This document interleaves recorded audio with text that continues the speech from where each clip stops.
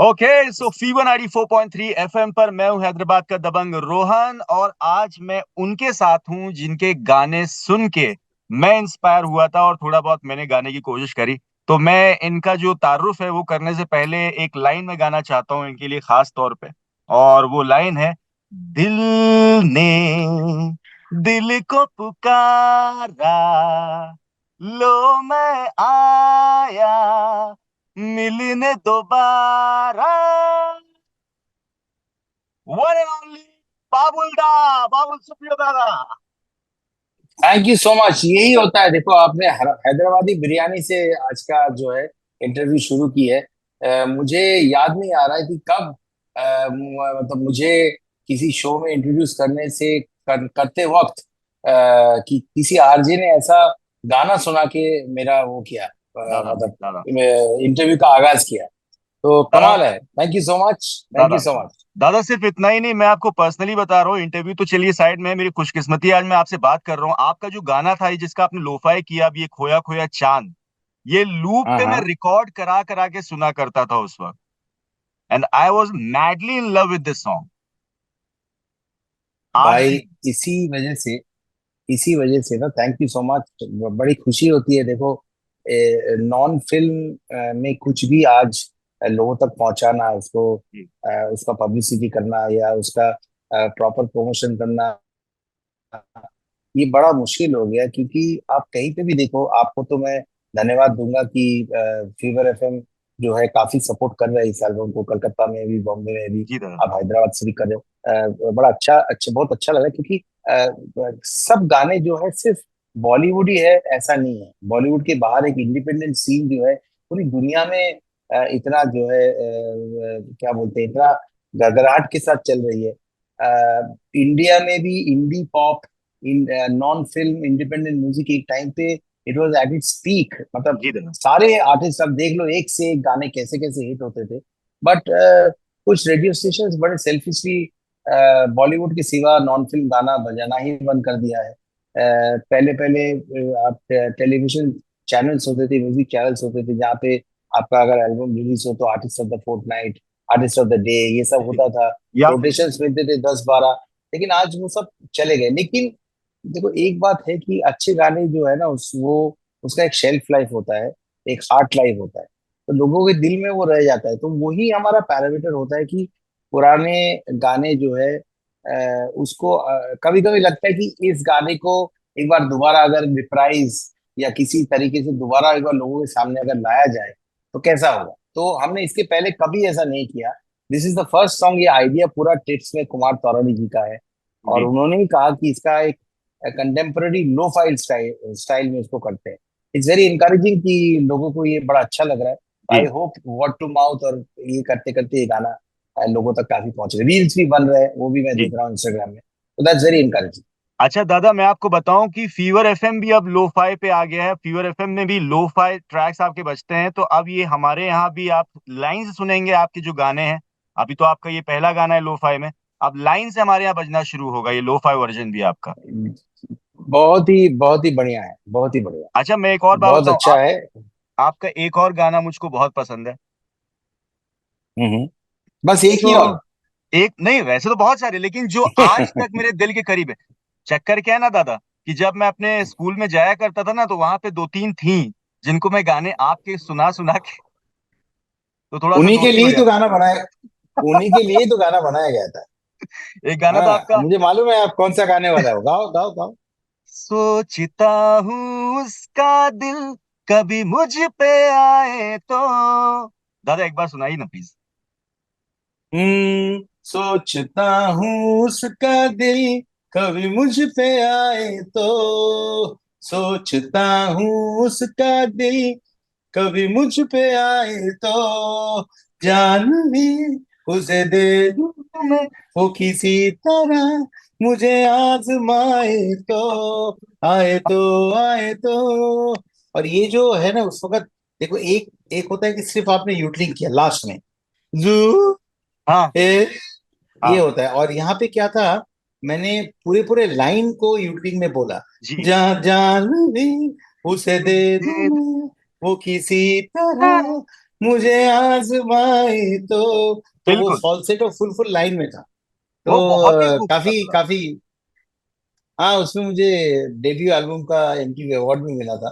तो अच्छे सुहाने यादें हैं उसके। और आज भी उस गाना ये खोया खोया चांद जैसा है, सोचता हूँ जैसा है, ये मेरे शोज में जो जो भी देखो देश में विदेश में जहाँ पे भी शो करता हूँ, तो जी। जब लोग इन गानों को दोबारा सुनना चाहते हैं ना, तब पता चलता है कि हाँ ये गाना जो है लोगों के जहन में है।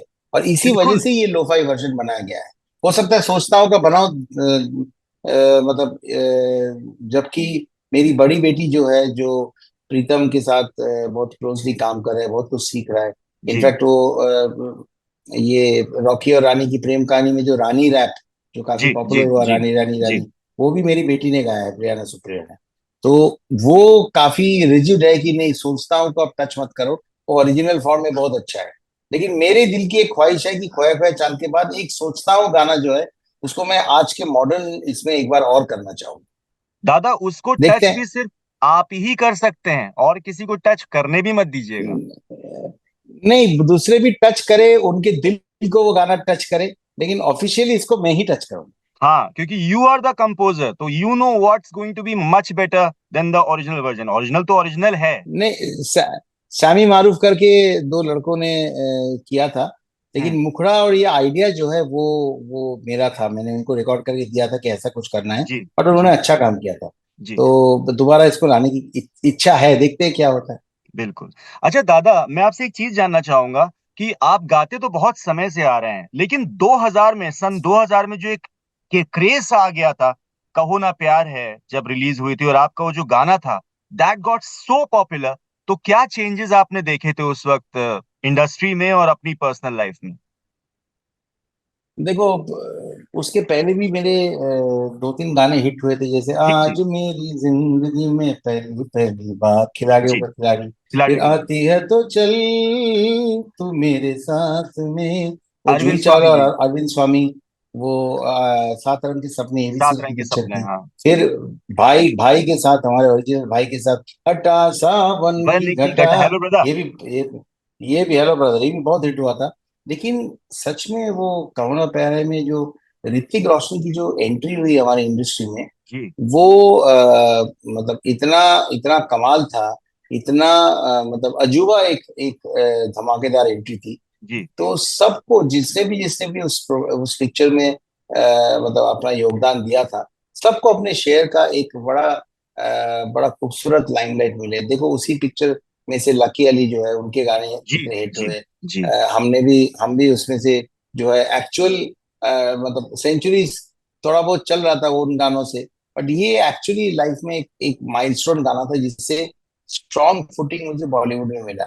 ये अलग बात है कि मैं अब और भी बेहतरीन सिंगर हूँ और बेहतर गा सकता हूँ। लेकिन बिल्कुल। म्यूजिक डायरेक्टर्स को अगर लगता है कि जो है खूबसूरत हीरोज के ऊपर मेरी आवाज नहीं चल सकती है, अरे तो उसमें मैं कुछ कर नहीं सकता। कुछ नहीं, देखो बात हकीकत जो है, जो सच्चाई है, मैं उसे जरा पॉजिटिवली लेता हूँ। पिछले 5-6 साल से मेरा कोई बॉलीवुड में कोई हिट गाना आया नहीं। मैंने एक बहुत खूबसूरत गाना दो तीन गाए हैं, लेकिन अल्टीमेटली कौन सा गाना किसकी आवाज में रिलीज होगा, वो जब तक फाइनल नहीं होता है, तब तक कौन सा पिक्चर में आपने गाना गाया ये कहने से भी बड़ा डर लगता है। क्योंकि एक ही गाना चार पांच आर्टिस्ट गाता है, फिर एक कोई गाना हाँ। अल्टीमेटली किसी के वॉइस में रिलीज होता है, डब हो जाता है। तो तृप्ति दिमरी जो इस वक्त क्रश ऑफ द नेशन है, जी जी। उसके लिए इम्तियाज अली जी के पिक्चर लैला मजनू है। लैला मजनू। मैंने श्रेया घोषाल के साथ एक बड़ा खूबसूरत रोमांटिक गाना था, नीलाद्री जी। कुमार का म्यूजिक था उसमें। वो गाना आया था, लेकिन पिक्चर हिट इतनी नहीं ज्यादा हुई, नहीं, इसलिए हाँ। गाना थोड़ा सा ऑब्लिवियन में चला गया। बट अब जो तृप्ति दिमरी सुपर हिट हो गई है, तो जी। मैंने देखा कि वो गाना जो है एक दो जगह में मैंने देखा, तो हो सकता है मैं भी इंस्टाग्राम में एक दिन इसको दोबारा पोस्ट कर दूं। नहीं, बिल्कुल, definitely you should do it दादा। अच्छा दादा, कमिंग बैक टू योर खोया खोया चांद लो फाई वर्जन, तो इसका आइडिया आपको कैसे आया हम्म। कि यार चलो इस गाने को उठाते हैं और उसके साथ कुछ आश्चर्यजनक चीज करते हैं? देखो देखो आश्चर्यजनक तो मतलब वो आश्चर्य है कि नहीं है वो, I really do not know. But I can tell you one thing, that you know जब हम इस गाने के बारे में सोचा कि हम्म। इसको एक नया रूप दिया जाए, तो हम्म। सच में मैं क्रेडिट जो है कुमार तौरानी जी को ही देना चाहता हूँ। जो हम्म। आपको मालूम है, जो बहुत ऑफ टिप्स उन्होंने ही कहा कि जब आप इसको बना रहे हैं तो जी। एकोस्टिक वर्जन ऐसा, या कोई जैमिंग सेशन ऐसा नहीं करो। ये हम्म। आजकल लो फाई बड़ा चल रहा है, तो हमें खबर मिल गई थी कि फीवर एफएम जो है लो फाई बहुत चलाने वाले हैं। जी। तो इसलिए जो है उन्होंने कहा, और हमको भी लगा कि ठीक है, कोई रोमांटिक ड्रीमी गाना, लोफाई का जो फॉर्मेट है कि थोड़ा रिवर्ब हाँ। ज्यादा होता है, वॉइस को थोड़ा अलग से ट्रीट किया जाता है, एक लो फिडिलिटी साउंड होता है। तो कभी कई बार ड्रीमी गाने जो है, थोड़ा रोमांटिक गाने जो है, लो फाई में थोड़ा सा और सोल टचिंग लगता है। जी। जी। तो हमने शुरू से ही क्लैरिटी ऑफ थॉट काफी थी। और उन्होंने ही, अभिमन्यु प्रज्ञा नए म्यूजिक डायरेक्टर्स है, कुछ अच्छा काम वो कर रहे हैं, उनको इसमें शामिल किया। और जब से उन्होंने फर्स्ट ड्राफ्ट भेजना शुरू की है, तब से हमको लगा कि we are all on the same page. और देखो, इसमें कोई डेस्परेट काम नहीं किया गया कि आवाज को बदल दिया गया है, या हमने ओरिजिनल गाने का एसेंस को बरकरार रखा। जो मैंने दोबारा गाया है इसको, तो जी। हमने भी कोशिश की कि उस गाने का कुछ उटपटांग गाना है, कुछ अजीब सा हाँ। नोट चेंज करना है, ऐसा हमने कुछ भी नहीं किया, क्योंकि अच्छा साजिद हुआ। वाजिद का ये बहुत खूबसूरत कंपोजिशन बहुत था। प्यारा गाना है, बहुत प्यारा। दादा, दो लाइनें हो जाएं इसकी, इस गाने की। खोया खोया चांद रहता है आसमां के पास, खोए खोए हम भी रहते हैं इस जहां के पास। खोया खोया क्यों रहता है आजकल ये दिल, तुम तो मेरी जान समझती हो, क्या मेरी मुश्किल, कह दो ना, कह दो ना, कह दो ना, प्यार है, कह दो ना, कह दो ना, कह दो ना, प्यार है। Dream. Thank you. It's a dream, it's a dream listening Babul Supriyo Dada live. और मैं, मेरे जीवन का ये नहीं बहुत नहीं, ही एक महत्वपूर्ण पल है। अच्छा दादा, जो यू ओरिजिनल आर गाना बीइंग टू आपने, नाइस टू मी। अरे दादा, जो ओरिजिनल गाना आपने बनाया था ये खोया खोया चांद, तो इसमें ये आइडिया कैसे आया था कि आकाशदीप सहगल और दिया मिर्जा वाला, ये वाज दैट योर आइडिया या फिर ये दूसरा सेक्शन है, दूसरा नो नो डिपार्टमेंट नो है नो इसको नो देखने के लिए? No, not at all, not at all. Hmm. ये रमेश तौरानी जी, कुमार तौरानी जी, उन्होंने ओके। डिसीजन लिया था। लेकिन इसमें एक मजेदार किस्सा है। मैं जी। उस वक्त जो है 105-6 किलो का आदमी था, काफी एकदम बड़ा सा गोलू मोलू सा फेस, और बहुत मतलब होता। तो रमेश तौरानी जी बड़े मजाक से बोलते थे कि देख, गाना इतना खूबसूरत बना है बाबुल, इस वीडियो में तो मैं तुमको नहीं डालूंगा, फिर गाना देखने में खराब हो जाएगा। तो वो एक चैलेंज था कि उस टाइम से मैं धीरे धीरे अपने आप पे काम करूं, और थोड़ा सा अपने आप को प्रेजेंटेबल बनाओ। अगर आप इसमें, अगर आप शोबिज में हो, क्योंकि मैं एक बंगाली काफी खेलता वेलता था यहाँ पे जी। स्पोर्ट्स। अभी भी मैं नियमित रूप से फुटबॉल खेलता हूँ। सब कुछ छोड़ के बॉम्बे गया था, और वहाँ जाके रास्ते में खाना, बाहर का खाना, वो नियमित एक्सरसाइज करना, खेलना, ये सब बंद हो गया था स्ट्रगल में। जी। तो जी। वेट काफी बढ़ गया था। तो ये मजेदार किस्सा है कि वो बोलते थे कि तुमको वीडियो में नहीं को नहीं डालेंगे। रखूं। And this was the first directorial venture of Farah Khan. और दिया मिर्जा वाज उस टाइम का मिस इंडिया एशिया पैसिफिक थे। हाँ, वो भी तो नहीं थी उस वक्त। बड़ा खूबसूरत वीडियो बना था। और हम इस गाने में बहुत मिस कर रहे हैं अलका जी को। अलका याग्निक जी की भी आवाज थी, डुएट हाँ, गाना था। एक्चुअली। लेकिन देखो क्या है, 2 मिनट 45 सेकंड का गाना है, और थोड़ा सा ही 2-3 लाइन, हाँ। 4 लाइन अंतरा का थोड़ा सा हिस्सा आता है। तो इसमें हमने अलका जी से बात भी की है, और उनको कहा, जी। काफी सपोर्टिंग भी। उन्होंने कहा कि नहीं नहीं, ये आप सोलो ही गा लो, ये कोई मतलब इसमें कोई ये नहीं, परहेज नहीं है। तो उनकी आवाज होती तो बड़ा अच्छा होता, लेकिन बहुत छोटा गाना था भाई, लो फाई वगैरह था। ओरिजिनल गाना जो है लोगों के दिल में बैठे हुए हैं। तो जी। ये सोचा कि ये वाला जो है, ये मैं हम जो है, ये डिसीजन हुआ कि हम इसे सोलो वर्जन नहीं कर रहे। क्योंकि ओरिजिनली ये गाना दादा मेरे ख्याल से 5 या 6 मिनट के आसपास का है। आप दोनों ने जो हाँ, ओरिजिनल और गाया ये, था। हाँ हाँ, 5-6 मिनट के आसपास है। आज तो देखो पिक्चरों के गाने में भी दो अंतरे होते ही नहीं है। हाँ, दो इंद्रो। तो बड़ा छोटा सा वो होता है, उसमें भी कई चीजें होता है। तो देर वॉजेंट अ स्कोप कि अलका जी के वॉइस को वो रिस्पेक्ट दिया जाए, जी। वो टू डू जस्टिफाई कर जस्टिस टू सके। Our voice. जस्टिफाई नहीं कर सकते थे, तो इसलिए लगा कि चलो एक्सपेरिमेंट है, लो फाई है, तो अकेले ही कर लेते हैं। ऐसा एक सहमति से हुआ, और अलका जी के बेस्ट विशेस के साथ ही हुआ। ऐसा नहीं कि उनको क्या बात। मालूम नहीं है या हमने चुपके से कर लिया, ऐसा नहीं। क्या बात। क्या मैंने परसों भी उनको मैसेज किया कि काफी गिल्ट हो रहा है, गाना लोग सुन रहे हैं, अच्छा लग रहा है, काफी गिल्ट हो रहा है, बट ये भी अच्छा लग रहा है कि आपने स्पोर्टिंगली इसे एक्सेप्ट किया, और आपके बेस्ट विशेस इंस्टाग्राम में भी उन्होंने पोस्ट किया। तो ऐसा नहीं है जो आपको मैं बता रहा हूँ कि चुपके से उनको बिना बताए हमने कर लिया। ये टिप्स भी कभी ऐसा करता नहीं है, और जी। मैंने भी ऐसा किया नहीं, तो उसी का एक बड़ा पॉजिटिविटी है हमारे साथ। क्योंकि ओरिजिनल वर्जन में आप दोनों का ऐसा लग रहा था जैसे कि मतलब कहते हैं ना एक डिवाइन लव स्टोरी, तो वो उस डिवाइन लव स्टोरी को लोग देख भी रहे थे और आप लोग की आवाजों के जरिए उसको महसूस भी कर रहे थे, तो इसीलिए इतना साल हो गया है। मुझे अभी भी ये गाना याद है। 25 ईयर्स एनिवर्सरी समझ लीजिए, ऐसा लगता है कि जी। मेरी बहुत उम्र हो गई है। बट क्या करे, कम उम्र में गा दाढ़ी तो लिया था ये सफेद हो गई। गाना। मैं उस हाँ। वक्त टेंथ हाँ में था। नहीं, दाढ़ी का, देखो दाढ़ी का क्या है, दाढ़ी मेरा भी जैसे आप देख रहे हो एकदम काला है। आज हम्म। सुबह टाइम मिला तो मैंने दाढ़ी को कलर किया, उससे काला है। जिस दिन जल्दबाजी में आऊंगा, टाइम नहीं मिलेगा, उस दिन सफेद होगा। तो माई माई मतलब I am trilingual, I can speak English, Hindi and Bengali at the जी। Same time. मेरा दाढ़ी जो है ना, वो बाइलिंगुअल है, कभी सफेद, कभी कभी कभी खुशी, कभी गम रहता है। खुशी, अब काला खुशी है या सफेद खुशी है ये तो नहीं बताऊंगा, बोल नहीं सकता हूँ, but when I have time it's black, when I don't have time it's white. अच्छा दादा, इस समय बॉलीवुड में जिस तरीके की म्यूजिक का एक चलन आया है, छोटे छोटे गाने बन रहे हैं और ऐसे गाने बन रहे हैं जो कि एक्चुअली आप जब तक वो चल रहे हैं तब तक चल रहे हैं, लेकिन एक बार वो गाने अगर चलना बंद हो गए तो उसके बाद लोगों के जहन में रह नहीं पाते हैं। तो इस पर, इसके बारे में आप क्या बोलेंगे? देखो गाने बहुत अच्छे बन रहे हैं।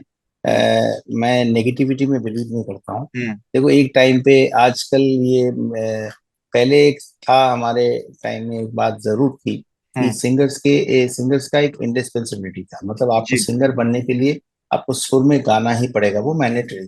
जी। आज ऑटो ट्यून हो या हाँ हाँ। मेलोडाइन हो, आप अगर आपकी आवाज जो है, मैं किसी की बोल रहा हूँ, किसी की आवाज अगर मुझे लगे कि इसकी आवाज की टेक्सचर बहुत अच्छा है, जी। इसको मेरे फिल्म में कोई कैरेक्टर में इसकी आवाज को हम यूज कर बैठ लेते हैं, जाएगी।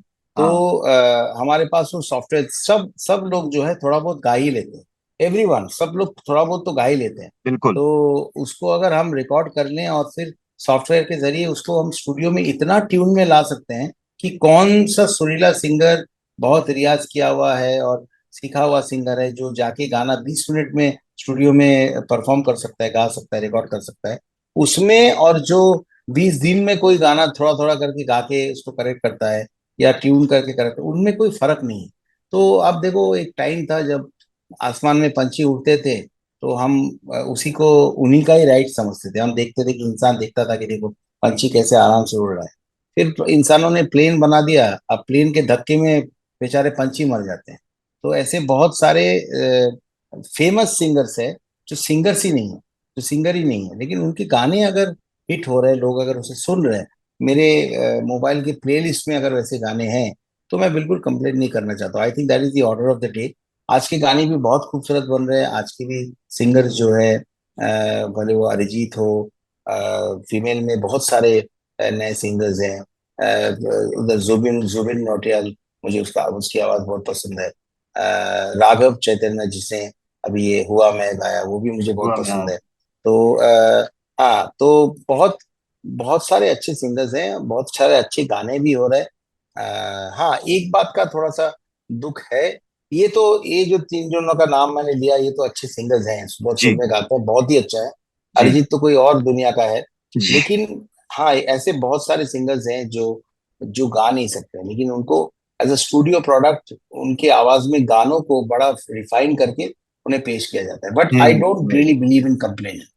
हमको जो आता है हम उसी के जरिए अपने मंजिल की तरफ जाने की कोशिश करेंगे। और बाकी जिनको ऑटो ट्यून और अंतरस मेलोडाइन की जरूरत है, सहारा की जरूरत है, अच्छी जी। बात है, उनको आज वो सहारा मिल रही है। बिल्कुल लें उसे, और ultimately you want to get a hit audience जो है, वो एक टाइम था जब ये पब्लिक है ये सब जानती है, वो था। आज पब्लिक जो है पर्दे के पीछे की हो रहा है, ज्यादातर जानते नहीं है, नहीं जानते। उनको पता भी नहीं चलता है। तो वो इंडिस्पेंसिबिलिटी जो चला गया है सुरीली सिंगर्स का, वो थोड़ी बहुत खलती है। बट मैं पॉजिटिव आदमी हूँ, तो मैं उसके बारे में ज्यादा सोचता नहीं हूँ, अपना काम करता अच्छा दादा, आपने अपनी संगीत की शिक्षा कब शुरू करी थी और कौन है आपके गुरु?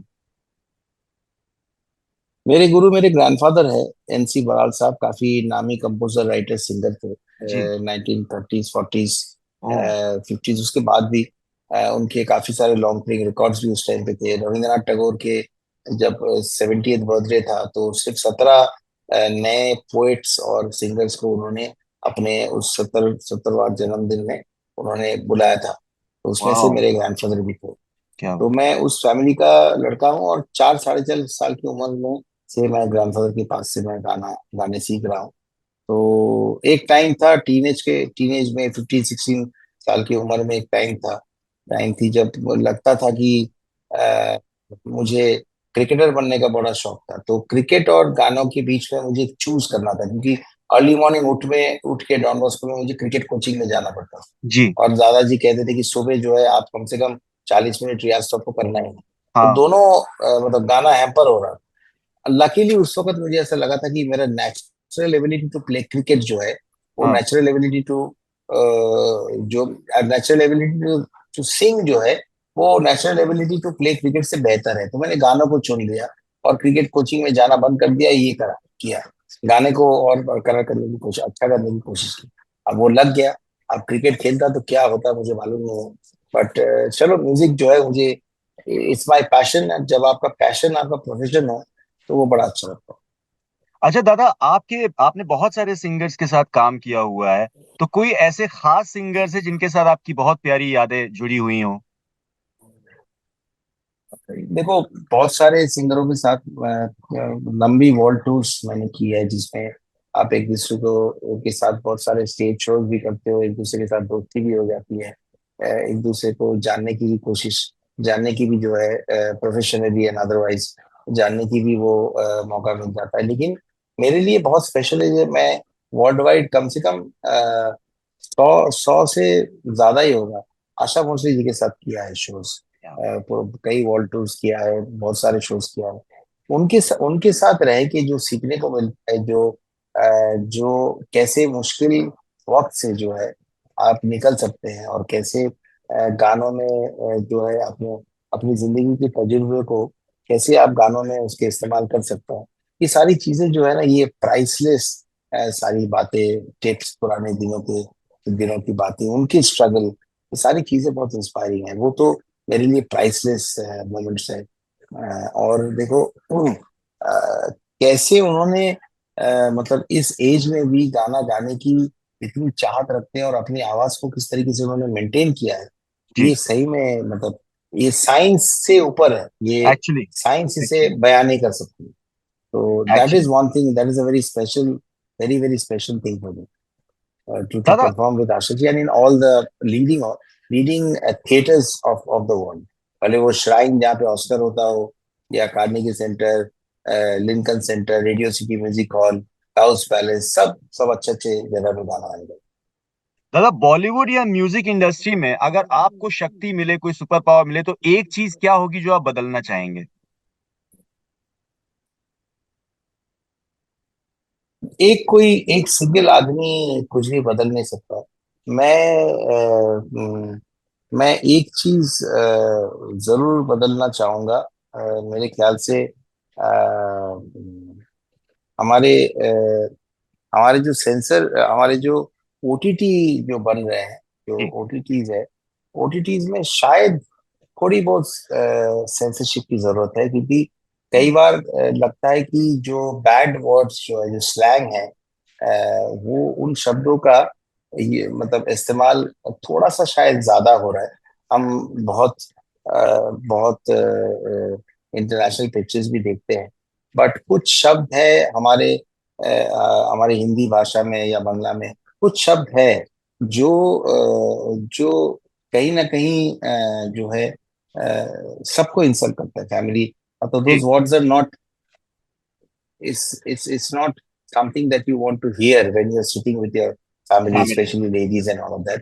शायद उसमें थोड़ी बहुत कटौती होनी चाहिए, या अगर स्लैंग वर्ड यूज करना किसी कैरेक्टर का यूएसपी हो, तो शायद उन ओटीटी फिल्मों के पहले ये डिस्क्लेमर होना चाहिए, या कितने बजे कैसे वो आप देख सकते हैं, उसके ऊपर भी थोड़ी सी पाबंदी होनी चाहिए। दैट इज क्या one thing that I would not want to change but want to incorporate that क्या समथिंग। क्या हालांकि कहते हैं कि 8 के ऊपर कोई पाबंदी नहीं होनी चाहिए, बट एट जी द सेम टाइम जब बच्चे बड़े हो रहे हैं तो वो बड़े अगर कोई कोई अच्छा कोई अच्छा अगर सीरीज चल रहा है, ओटीटी में कोई फिल्म अगर चल रही है, अगर आप उसको वो दिखाना चाहते हैं, तो बिट्स एंड पीसेस में कभी कभी ऐसी ऐसी शब्द आ जाते हैं जी जी। जो थोड़ी बहुत वो सीखते हैं और फिर कहीं ना कहीं इस्तेमाल करते हैं, वो अच्छा नहीं लगता। ये एक चीज मुझे थोड़ी सी थोड़ी बहुत करती है। नहीं, बहुत ही अच्छा मुद्दा है ये, क्योंकि इनफैक्ट अगर ये इतनी आजादी अगर आर्ट को मिल जाएगी तो फिर तो रेडियो में भी हम लोग को शुरू होना पड़ेगा।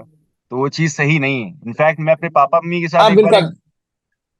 एक सीरीज देख रहा था, तो अचानक से ऐसा ही कोई शब्द आ गया, तो मुझे मजबूरी, हाँ हेलो हेलो, हाँ हाँ आ रहा हूँ, मुझे करके कमरे से हाँ बाहर निकलना नहीं पड़ा। बिल्कुल, आपकी आपकी मम्मी आपकी बेटी आपके बहन रूम में बैठे हुए हैं और जो है जिसको बोलते हैं कि मिसोजिनिस्टिक शब्द शब्द और गालियां जो है, जो एक्चुअली माँ बहन की क्या बोलूं तौहीन करते हैं, वो हाँ सब हाँ। शब्द जो है वो इतना इतना क्या बोलूं इतनी कैजुअली और इतना आम तरीके से इसका यूज जो हो रहा है। जी I don't think that is. आप तो रेडियो देखिए चल रहे हैं, सब कुछ कर रहे हैं, जी। आप कल से गाली देना शुरू करिए, चलता रहेगा। लेकिन क्या हम जब गाड़ी में रेडियो सुनते हुए जाएंगे और गाड़ी के अंदर फैमिली रहेंगे, सही। डैडी रहेगा, कहीं डिनर करते हुए जाएंगे और आपका प्रोग्राम सुनेंगे जिसमें आप खूब प्रोफेनिटी यूज कर रहे हो, बड़ा स्टाइलिश लगता है, बड़ा लगता है कि लड़का क्या कूल है, क्या शब्द इस्तेमाल कर रहा है, तो क्या वो अच्छा लगेगा? तो वो नहीं, एक बिल्कुल चीज में शायद थोड़ी बहुत सोचने की जगह रह गई।